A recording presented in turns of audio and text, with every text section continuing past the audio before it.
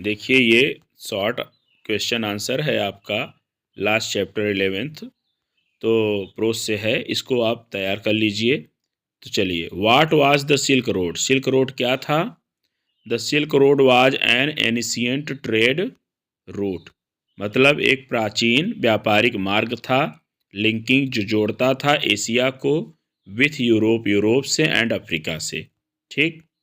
Why was it called the silk road? इससे silk road क्यों कहा गया? तो इट वाज कॉल्ड सो, मतलब इसे सिल्क रोड इसलिए कहा गया, बिकॉज मतलब क्योंकि, सिल्क माने रेशम, फ्रॉम चाइना, चाइना से, वाज ट्रेडेड मतलब चाइना से रेशम का व्यापार होता था, अलंग दिस रूट, इस मार्ग पर। ठीक है। Who wrote the chapter Silk Road? The chapter was written by Nick Middleton. तो इसको आप, where did the author begin his journey?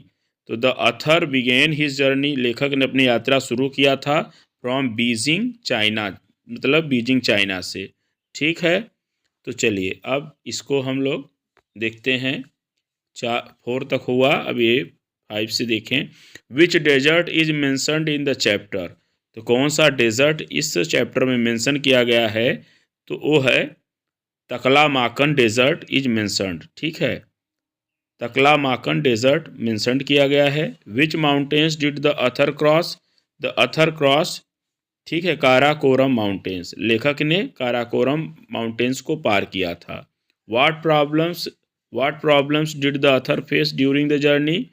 तो ही फेस्ड एक्सट्रीम कोल्ड, मतलब अत्यधिक ठंड, स्नो बर्फ, लो ऑक्सीजन, ठीक है, एंड डिफिकल्ट रोड्स, मतलब कठिन मार्गों का सामना किया था। तो why are yaks important in the chapter? Chapter में याक्स क्यों इम्पॉर्टेंट हैं? Yaks help in carrying loads, ये लोड्स ले जाने में मदद करते हैं, एंड सर्वाइविंग, और जीवित रखने में मदद करते हैं, इन कोल्ड माउंटेन रीजियंस। ठीक है, मतलब ठंडे पर्वतीय क्षेत्रों में। तो अब हम लोग देखते हैं लास्ट इसका क्या है कि अब 8 तक शायद हमने कर लिया है। अब देखिए, what was the main purpose of the journey? मतलब उस यात्रा का मुख्य उद्देश्य क्या था?